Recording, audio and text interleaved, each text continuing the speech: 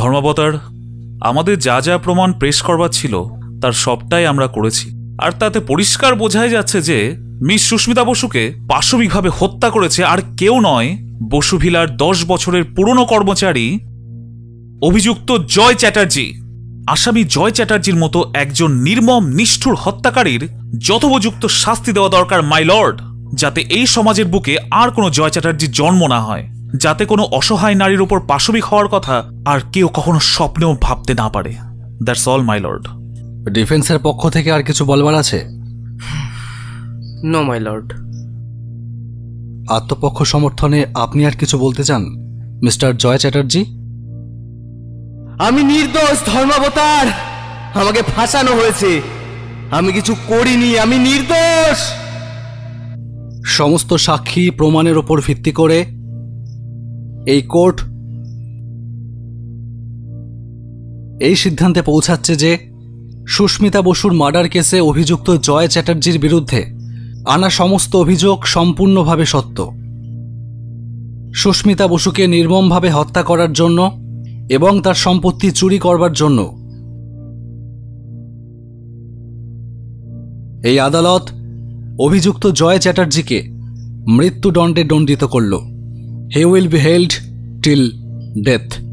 না না না না, আমি নির্দোষ, আমি নির্দোষ, আমি নির্দোষ ধর্মাবতার, আমি নির্দোষ।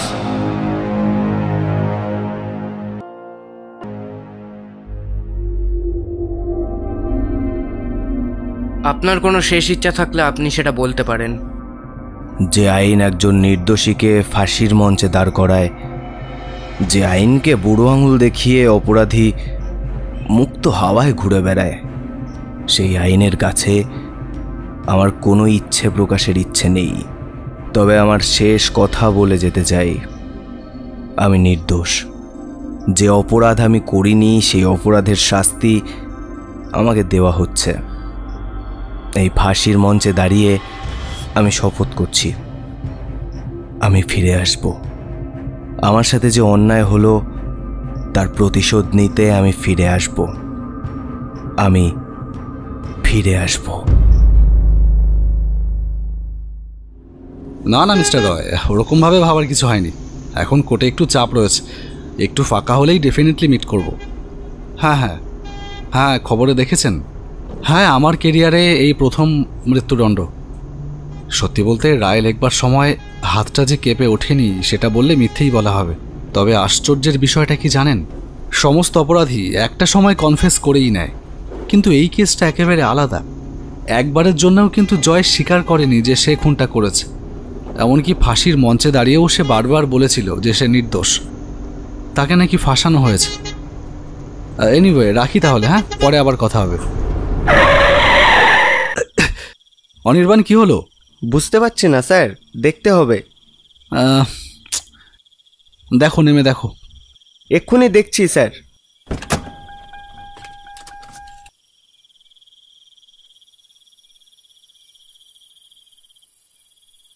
স্যার, ইঞ্জিনে কোনো সমস্যা হয়েছে মনে হয়, মেকানিক ডাকতে হবে। হোয়াট? আরে এই তো দুদিন আগে সার্ভিসিং করিয়ে আনা হলো, এর মধ্যে ইঞ্জিনে কি হবে? সেটাই তো বুঝতে পারছি না স্যার, কি যে হলো কে জানে। আচ্ছা ঠিক আছে, তুমি যাও, দেখো কি আশপাশে কোনো মেকানিক পাও কি না। ঠিক আছে স্যার, পাশেই তো কল্যাণগড় বাজার, সেখানে গেলে মেকানিক পেয়ে যাব। আপনি একটুখানি বসুন, আমি যাব আর আসবো। হ্যাঁ ঠিক আছে, যাও, আর তাড়াতাড়ি এসো।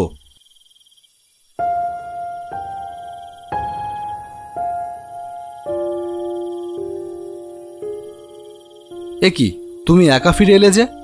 মেকানিক পাওনি? না স্যার, মেকানিক পেলাম না। ও গড, তাহলে কি করবো এখন? আচ্ছা দাঁড়াও, আমি বরং থানায় একটা ফোন করি, থানা থেকে যা হোক একটা ব্যবস্থা করে দেবে।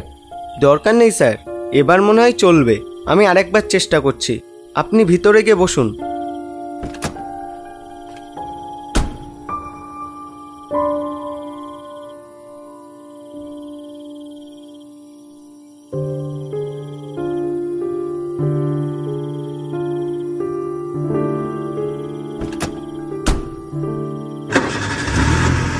বাহ, তুমি কি মন্ত্র শিখে এলে নাকি অনির্বাণ? মঞ্চ নয় স্যার, আসলে ইঞ্জিনটা ওভারহিট হয়ে গিয়েছিল। একটানা অনেকটা সময় চলছে তো। যাই হোক, নাও তাড়াতাড়ি কোয়ার্টারে চলো, অনেকটা টাইম লস হয়ে গেল। এখনও তো প্রায় ঘন্টাখানেকের রাস্তা।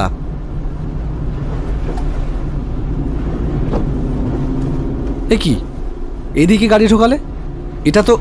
স্যার, এই দিক দিয়ে একটা শর্টকাট আছে, আপনার তাড়া আছে বলেই এই রাস্তাটা নিলাম। ও, আগে তো কোনোদিনও আসিনি। এনিওয়ে, যা ভালো বোঝো করো। আমার চোখটা একটু লেগে আসছে, আমি একটু ঘুমোলাম। ঠিক আছে স্যার।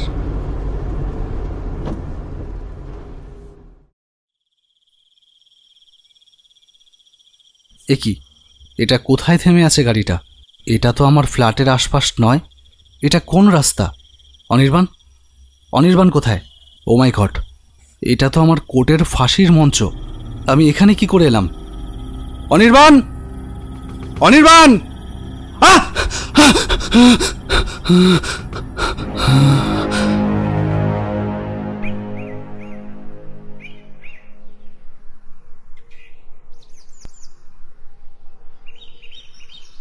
ম্যাডাম, তাড়াতাড়ি আসুন, স্যারের জ্ঞান ফিরেছে।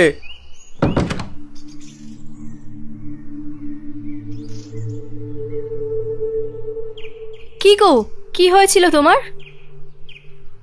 এমন কাণ্ড কি করে ঘটে গেল? সেটা অনির্বাণকেই বরং জিজ্ঞেস করো, ওই ভালো বলতে পারবে।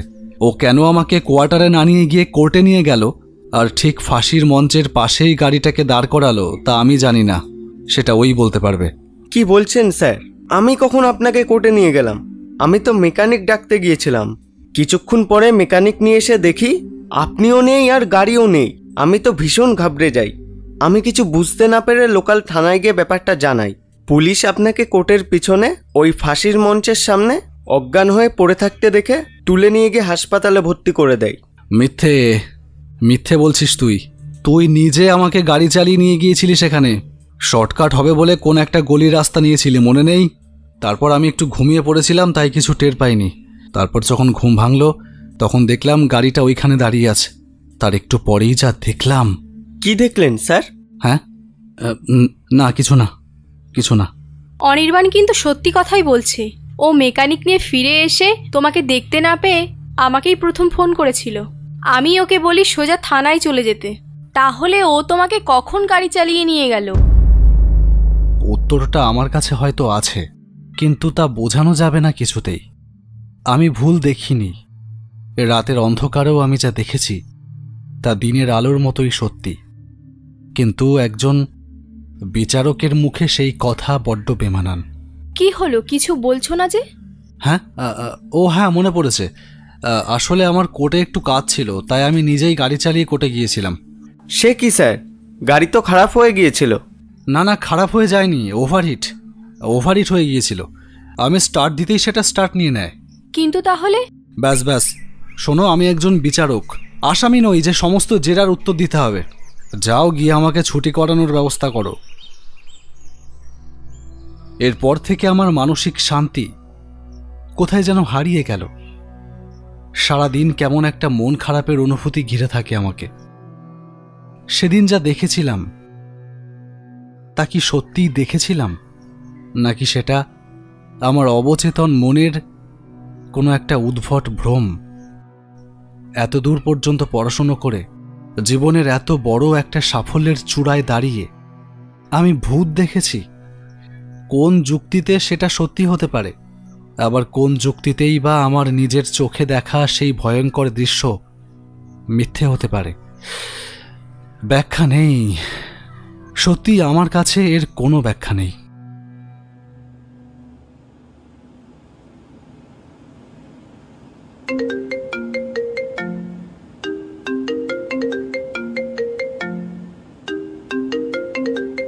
হ্যাঁ বলো।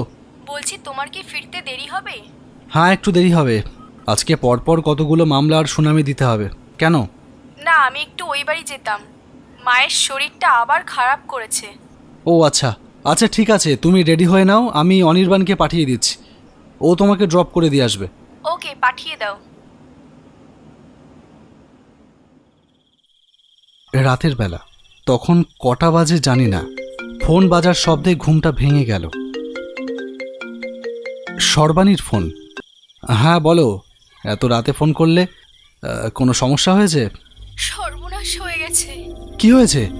মা মা হ্যাঁ, কি হয়েছে মায়ের? মার নেই। ও গড!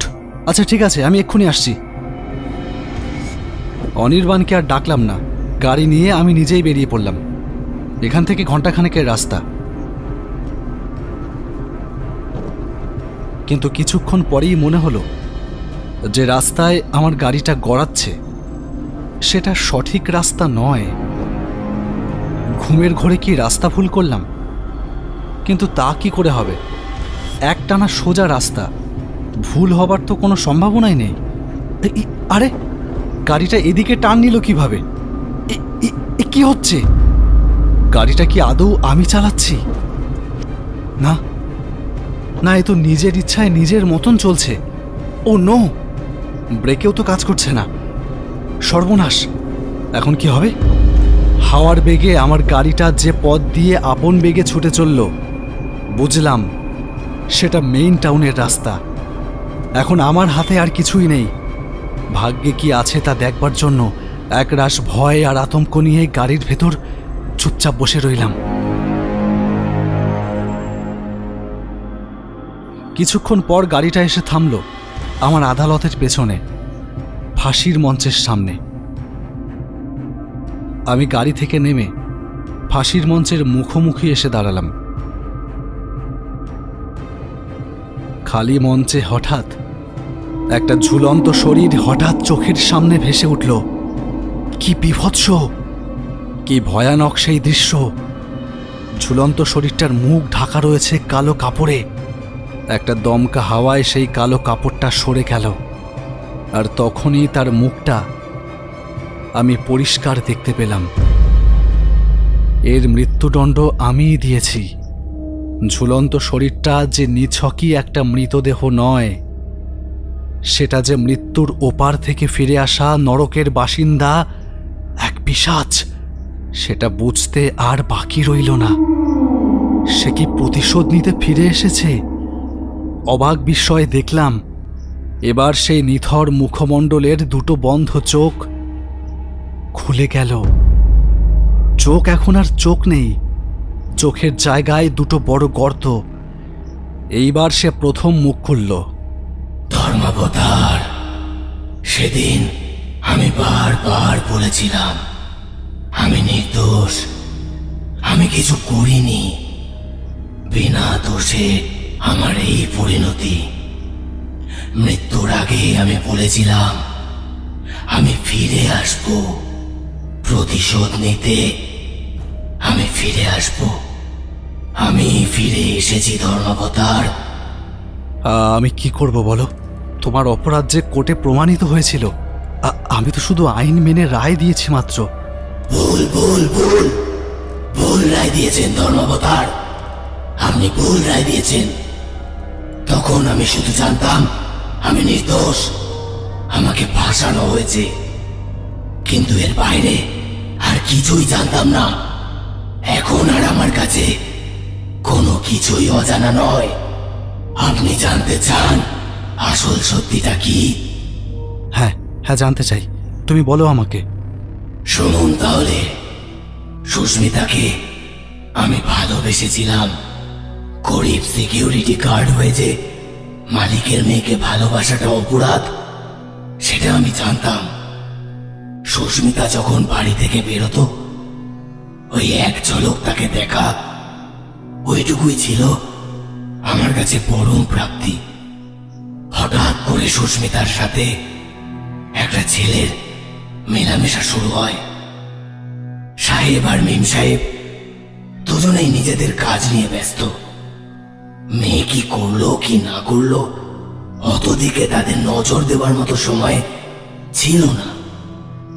ছেলেটা প্রায় দিনই সাহেবরা চলে যাবার পর ফ্ল্যাটে আসতো।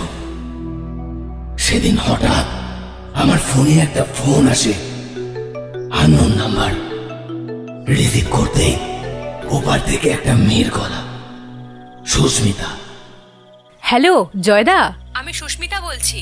হ্যাঁ ম্যাম বলুন। একটু থার্ড ফ্লোরে এসো না, খুব দরকার। আমি অবাক হই, আমাকে দরকার, আর কিছু না ভেবে চলে যাই থার্ড ফ্লোরে।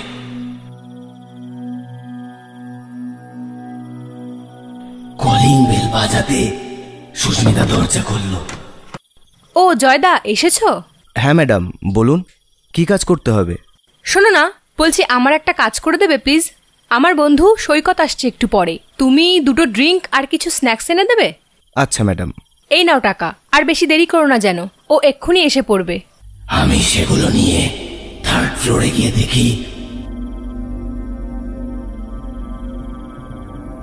সুস্মিতার রক্তাক্ত শরীর মেঝেতে পড়ে আছে, আর তার আলমারির দরজা হাট করে খোলা। সঙ্গে সঙ্গে সেই ঘরে পুলিশ এসে যায় আর আমাকে গ্রেপ্তার করে। কিন্তু সুস্মিতার হাতের মুঠোয় তোমার জামার ছেঁড়া অংশ, তোমার বাড়িতে পাওয়া সুস্মিতার গয়না, সেগুলো সব সুস্মিতার বন্ধু ওই সৈকত আর আমাদের আনন্দ কমপ্লেক্সের লিফটম্যানের কারসাজি। সৈকতের প্রথম থেকেই সুস্মিতার সম্পত্তির উপর লোভ ছিল। সেদিন সৈকত যখন ঘরে ঢোকে তখন সুস্মিতা পর্দার পেছনে লুকিয়ে থেকে ওকে সারপ্রাইজ দেবে ভেবেছিল, কিন্তু ঘর খালি দেখে সৈকত শুরু করে তার বদমতলব। আলমারির চাবি নকল করে এনেছিল সে, তাই দিয়ে আলমারি খুলে সমস্ত গয়না হাতাতে থাকে। ব্যাপারটা দেখে সব বুঝে ফেলে সুস্মিতা। সেই সৈকতের ওই চুরির ভিডিও করতে থাকে, ভেবেছিল ওই ভিডিওটা সে পুলিশকে দেবে। একটা দমকা হাওয়ায় পর্দা সরে যায়, সুস্মিতাকে দেখে ফেলে সৈকত। ভয়ে সুস্মিতার হাত থেকে ফোনটা পড়ে গিয়ে আলমারির পেছনে চলে যায়। তারপর সুস্মিতা চিৎকার চেঁচামেচি শুরু করলে সে তাকে খুন করে। নিচে নেমে সে লিফটম্যানকে কি করতে হবে সব বুঝিয়ে দেয়। চুরি করা গয়নার কিছু অংশ আমার বাড়িতে গোপনে রেখে আসে ওই লিফটম্যান। সুস্মিতার ফোনটা আজও আলমারির পেছনে পড়ে আছে ধর্মাবতার। ওদের সব রেকর্ড হয়ে আছে। আপনি ওটা আনবার ব্যবস্থা করুন, আর যারা অপরাধী তাদের শাস্তি দিন। ধর্মাবতার জীবন যে বাঁচায় সেই ডাক্তারকেও মানুষ ডাক্তারই বলে, কিন্তু একজন বিচারপতিকে মানুষ মাই লর্ড বলে, কারণ মানুষ বিশ্বাস করে আর কোথাও যদি ন্যায় বিচার না পাওয়া যায় কোর্টে নিশ্চয়ই পাওয়া যাবে। বিনা দোষে যেন আর কোনো জয় চ্যাটার্জিকে ফাঁসি দড়িতে ঝুলতে না হয়, আর কোনো জয় চ্যাটার্জির মাকে যেন সন্তান হারানোর শোকে চোখের জল না ফেলতে হয়। চলি।